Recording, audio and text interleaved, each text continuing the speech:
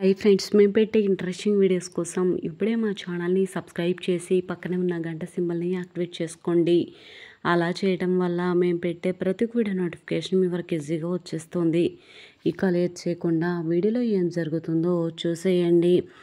చారు చేతి రాతని బట్టి చారుని తనని మంటల్లో నెట్టిందని ఆద్య కనుక్కోగా వెంటనే కోపంతో, ఇది నేను వేసిన ముష్టి నీకు.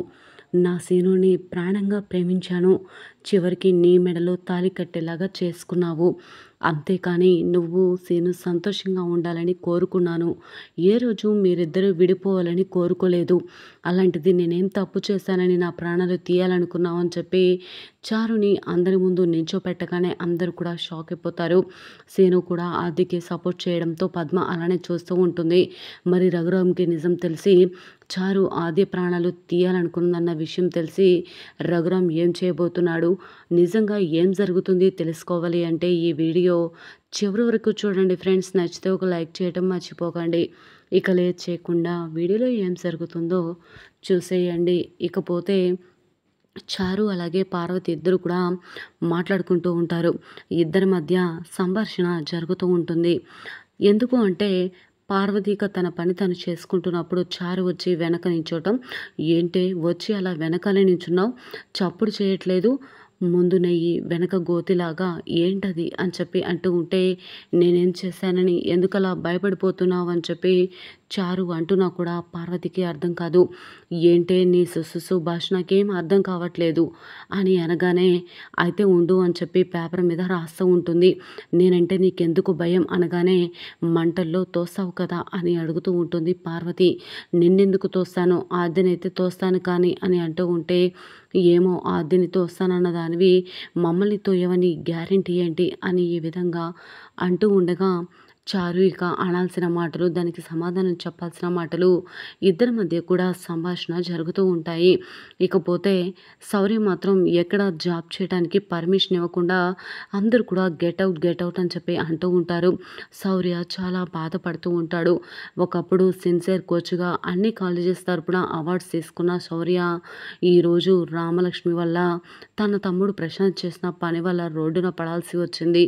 కాకపోతే శౌర్య మాత్రం రామలక్ష్మి ఎక్కడున్నా సంతోషంగా ఉండాలని ప్రశాంత్కి పెళ్లి చేసుకున్నా సరే, ప్రశాంత్ వల్ల రామలక్ష్మి ఏ రోజు బాధపడినా తన ప్రాణాలు తీస్తానని చెప్పటం అంతా కూడా మనం చూసాం.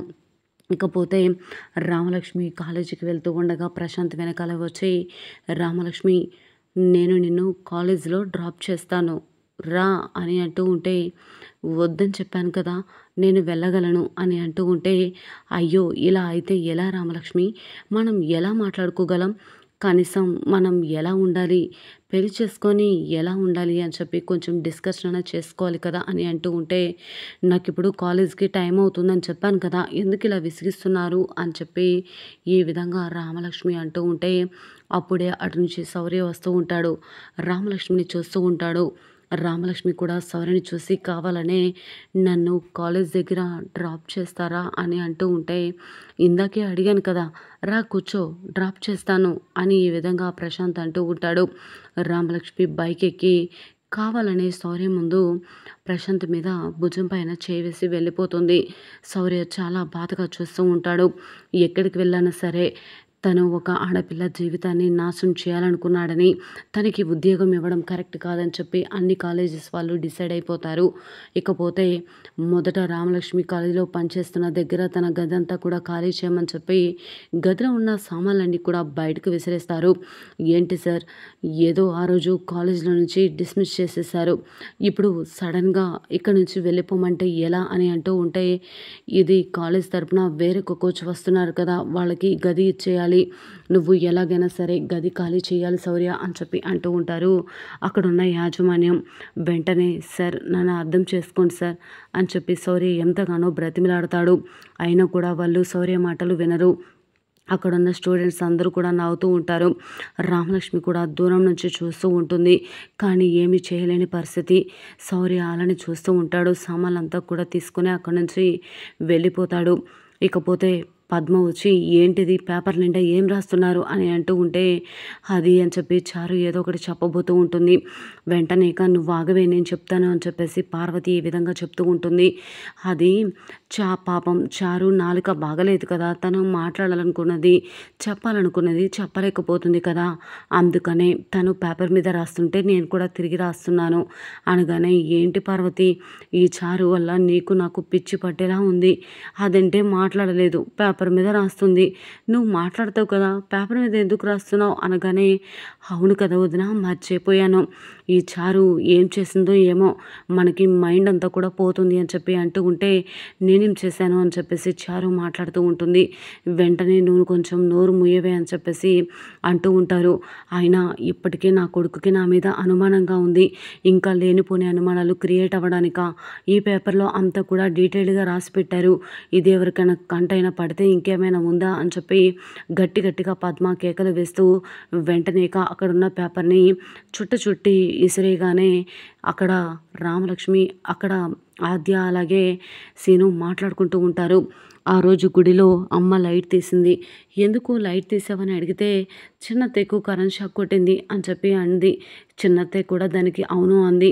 ఎవరు ఏం చేశారో తెలియదు కానీ అమ్మ మాత్రం చాలా కంగారు పడిపోతుంది. ఆద్య ఖచ్చితంగా అమ్మ ఎవరికో సాయం చేసింది, నిన్ను చంపాలని చూడాలని ఎవరికి ఉందో ఏమో అని ఈ విధంగా అంటూ ఉంటే అయినా నేను ఎవరికి ఏ ద్రోహం చేయలేదు కదా సీను, ఆయన నన్ను ఎందుకు చంపాలనుకున్నారు అనగానే ఎందుకు చంపాలనుకున్నారు అనేది పక్కన పెడితే అసలు నిన్ను చంపడానికి ఎవరు ప్రయత్నం చేశారో వాళ్ళని అస్సలు వదలను ఆద్య అని చెప్పి అంటూ ఉంటే పేపర్ అక్కడ పడడంతో ఆద్య షాక్ అయిపోతుంది.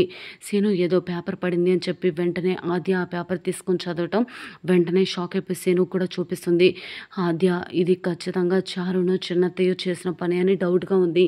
వెంటనే వాళ్ళ గదిలోనికి వెళ్ళి వాళ్ళ రైటింగ్ను బట్టి పేపర్స్ ఏమైనా ఉన్నాయేమో చూస్తాను అనగానే సీను వాళ్ళని అనుమానించడం కరెక్టేనా అని అంటూ ఉంటే మరి ఇంట్లో ఇంకెవరిని అనుమానించగలం ఒక్క నిమిషం అని చెప్పి చారు అలాగే పార్వతి గది వైపు వెళ్తాడు సీను.